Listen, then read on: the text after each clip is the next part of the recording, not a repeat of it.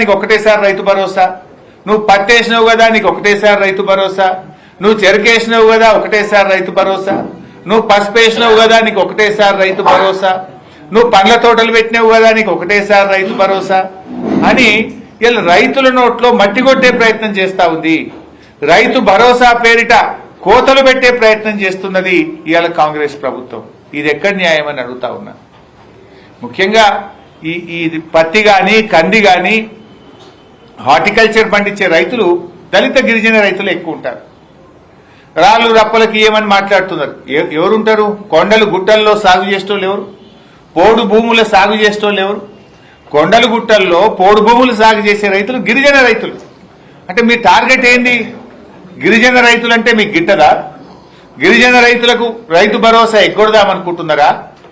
మీ ఉద్దేశం ఏంది అని మేము అడుగుతా ఉన్నాం. అన్నీ ఆలోచించిన కేసీఆర్ గారు రైతుల ఆత్మగౌరవాన్ని కాపాడాలి, రైతులు పెట్టేవాళ్ళు కానీ అడుక్కునే వాళ్ళు కాదు అన్నది కేసీఆర్ సిద్ధాంతం. రైతులు దేశానికి అన్నం పెట్టేవాళ్ళు, అందరికీ కడుపు నిండి అన్నం పెట్టి ప్రజల్ని బతికించేవాడు రైతు. అందరికీ పెట్టే రైతును ఇలా కేసీఆర్ ఆత్మగౌరవం పెంచి రైతు యొక్క విలువను రైతు గౌరవాన్ని కేసీఆర్ పెంచే ప్రయత్నం చేసిండు. కానీ కాంగ్రెస్ పార్టీ ఏం చేస్తుంది? రైతును అడుక్కునేవాడిగా చిత్రీకరించే ప్రయత్నం చేస్తుంది. రైతులు దరఖాస్తులు పెట్టండి, కార్యాలయాల చుట్టూ తిరగండి, పైరేవు కార్ల చుట్టూ తిరగండి అనే విధంగా రైతుల ఉసురు పోసే ప్రయత్నం చేస్తుండ్రు. అందరికీ అన్నం పెట్టే రైతును అడుక్కునేవాడిగా మార్చకండి. మీ దగ్గర అన్ని వివరాలు ఉన్నాయి, అన్ని పంటలకు ఇవ్వండి. ఇలా దీర్ఘకాలిక పంటలుంటాయి, వర్షాధారిత పంటలుంటాయి, వారికి అన్యాయం చెయ్యొద్దు. ఇప్పటికే పత్తి రైతులు చాలా ఇబ్బందుల్లో ఉన్నారు. ఈసారి అకాల వర్షాల వల్ల పత్తి దిగుబడి తగ్గింది. పత్తి రైతులకు పెట్టుబడి ఎక్కువ, ఆదాయం తక్కువ, అవకాశాలు లేక వర్షాధారితంగా గిరిజన దళిత రైతులే ఎక్కువగా బీసీ రైతులే పత్తి పండిస్తారు. ఇవాళ నువ్వు ఆ రైతులకు అన్యాయం చేసే ప్రయత్నం చేస్తున్నావు. ఇవాళ ఎల్లుండి 4వ తారీఖు కేబినెట్ మీటింగ్ లో డిసైడ్ చేస్తామని లీకులు ఇస్తా ఉన్నారు. ఒకవేళ పత్తి రైతులకు కానీ కంది రైతులకు కానీ హార్టికల్చర్ రైతులకు కానీ మీరు అన్యాయం చేస్తే తస్మాత్ జాగ్రత్త అని చెప్పి హెచ్చరిస్తా ఉన్నాం. రైతు లోకం తిరగబడుతుంది అని చెప్పి హెచ్చరిస్తా ఉన్నాం. జరిగే పర్యవసానాలకు ప్రభుత్వం బాధ్యత వహించాల్సి వస్తుంది అని హెచ్చరిస్తా ఉన్నాం. ఆలోచించండి. ఇవాళ పంట ఒకటి కావచ్చు, కానీ దానికి పెట్టుబడి ఎక్కువ. కందులు దాదాపు 10 నెలల పంట, చెరుకు ఏడాది పంట, పసుపు ఏడాది పంట, పత్తి 6-7 నెలల పంట, దాని పెట్టుబడి ఎక్కువ. మీరు ఒక పంట అని చెప్పి ఆ రైతులను అన్యాయం చేయొద్దు అని చెప్పి కూడా కాంగ్రెస్ పార్టీని హెచ్చరిస్తా ఉన్నాం. అందరి రైతులకు రైతు బంధు యథావిధిగా ఇవ్వాలని చెప్పి కూడా కోరుతా ఉన్నాం. ఇలా ఏమిచ్చింది కాంగ్రెస్ పార్టీ? ఈ ప్రభుత్వం అధికారంలోకి వచ్చిన తర్వాత కోతలు తప్ప రైతులకు ఇచ్చింది ఏమీ లేదు. మీరు ఒకసారి గమనిస్తే రుణమాఫీ సగం మందికే అయింది. బోనస్ 10 పంటలకు బోనస్ ఇస్తామని మేనిఫెస్టోలో పెట్టింది కాంగ్రెస్ పార్టీ. ఒక్క పంటకే బోనస్ అన్నారు. ఆ ఒక్క పంటలో కూడా దొడ్డుకి ఇయ్యం, సన్నాలకే ఇస్తామన్నారు. అంటే పంటలకు బోనస్ విషయంలో కాంగ్రెస్ ఇచ్చింది 5%. ఎందుకంటే 10 రకాల పంటలకు బోనస్ అని ఒక్క పంటకు బోనస్ ఇచ్చిండ్రు. ఆ ఒక్క పంటలో కూడా దొడ్డు వడ్లకి ఇయ్యం, సన్నాలకే ఇస్తామన్నారు. అంటే 5%. రైతు భరోసా వానకాలం ఎగ్గొట్టిండ్రు, యాసంగిలో సగానికి సగం కోత పెట్టడానికి కుట్రలు చేస్తున్నారు. పంటల బీమా మేనిఫెస్టోలో పెట్టిండ్రు. అసెంబ్లీలో బడ్జెట్ స్పీచ్ లో చెప్పారు, ఈ సంవత్సరం నుంచి కాంగ్రెస్ పార్టీ పంటల బీమా ప్రారంభిస్తామన్నారు. వానకాలంలోనేమో ఏమైందా పంటల బీమా అంటే యాసంగికి వెళ్ళిస్తామన్నారు. ఇప్పుడు యాసంగి వచ్చింది, పంటల బీమా ఏమైందా అంటే మళ్ళీ వచ్చే సంవత్సరం చూస్తామంటారు. పంటల బీమా గుండు 0. రైతులకు వ్యవసాయ పనిముట్లు ఇస్తాం, అది 0. ఒక్క పనిముట్లు ఈ సంవత్సరం ఇచ్చింది లేదు. పాడి రైతులకు 5 రూపాయల ప్రోత్సాహం అన్నారు, అది గాడిద గుడ్డు పెట్టిండ్రు. అన్ని అవుతాయి. మీరు ఏమిచ్చారు? పాడి రైతులకు 5 రూపాయల ప్రోత్సాహం అని మేనిఫెస్టోలో పెట్టిరి, గాడిద గుడ్డు పెట్టిరి.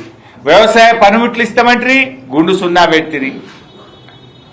రైతులకు పంటల బీమా అంటారు, దాన్ని 0 పెడితిరి. రైతు భరోసా సగానికి కోత పెట్టే కుట్ర చేయబడితిరి. రుణమాఫీ సగమే చేస్తుంది, బోనస్ చెప్పిన దాంట్లో 5 పైసలు ఇచ్చిండ్రు, 95 పైసలు ఎగబెట్టిండ్రు. 24 గంటల కరెంట్ అన్నారు, ఏడవైనా 16 గంటలకు మించి కరెంట్ వస్తలేదు. ఇక మరి మీరు ఇచ్చింది ఏంది, మీరు రైతులకు చేసింది ఏంది అని నేను అడుగుతున్నా. ఒక్కటన్నా రైతులకు ఇచ్చిన హామీ మీరు నిలుపుకున్నారా? అరే 2 లక్షల మీద అప్పున్నోళ్ళని ముఖ్యమంత్రి ఏమన్నాడు, పోన్రి బ్యాంకులలో జల్దీ కట్టుని మీకు ఎత్తామన్నాడు. ముఖ్యమంత్రి మాట నమ్మి అప్పులు తెచ్చి 2 రూపాయలు 3 రూపాయల మిత్తికి తెచ్చి బ్యాంకులలో డబ్బులు కడితే ఆ 2 లక్షల పైన ఉన్న రైతులకు ఇవ్వాలటికి రుణమాఫీ అయితలేదు. నేను అడుగుతా ఉన్నా, 2 లక్షల పైన ఉన్నటువంటి రైతులకు ఎప్పుడు రుణమాఫీ చేస్తారో కట్ ఆఫ్ డేట్ పెట్టండి. ముఖ్యమంత్రి గారు నీ మాట నమ్మి మిత్తికి తెచ్చి బ్యాంకులలో 2 లక్షల పైన ఉన్న డబ్బు కడితే ఇవాళకి ఒక్క రైతుకు కూడా రుణమాఫీ కాలేదు. 2 లక్షల లోపున్నోళ్ళు కూడా చాలా మంది అలా ఇబ్బందుల్లో ఉన్నారు. ఇంకా చాలా మందికి రుణమాఫీ కాలేదు.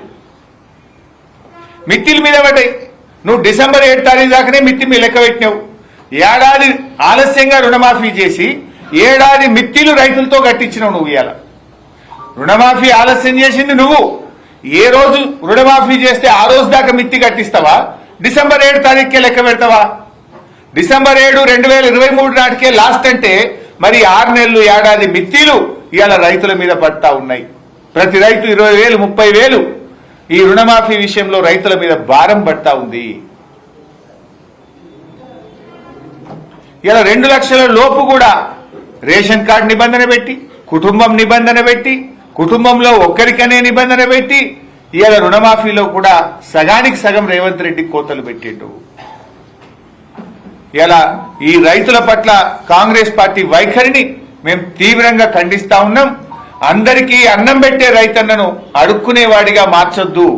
రైతు ఎప్పుడు పై చేయి ఉండాలి, రైతు ఇచ్చేవాడికి ఉండాలి. కానీ రైతును మీరు దరఖాస్తులు పెట్టించి దరఖాస్తులో తెలుసో తెలియకో తప్పులుంటే మేము చర్యలు తీసుకుంటాం, ప్రభుత్వం తీసుకునే చర్యలకు నేను శిక్షార్హుణ్ణి అని చెప్పి మీరు తీసుకునేటువంటి ప్రయత్నాలు మానండి అని చెప్పి బీఆర్ఎస్ పార్టీ హెచ్చరిస్తా ఉంది. మీ దగ్గర డేటా ఉంది, ఇదేం కొత్త స్కీమ్ కాదు, నువ్వేం కొత్తగా ఇస్తలేవు.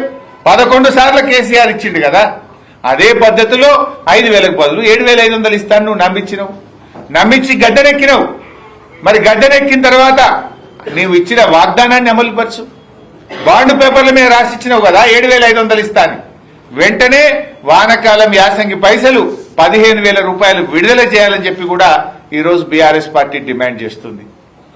అదేవిధంగా వ్యవసాయ కూలీలు, ఇప్పుడు వ్యవసాయ కూలీలకు 28వ తారీఖు నాడే డబ్బులు ఇస్తా అని ఉప ముఖ్యమంత్రి గారు స్టేట్మెంట్ ఇచ్చారు. మరి డిసెంబర్ 28 పోయింది, జనవరి 1వ తారీఖు వచ్చింది, మాట తప్పిండ్రు. ఎందుకు లేట్ అయిందని తెలుసుకుంటే దాంట్లో కూడా ఎట్లా వడబోత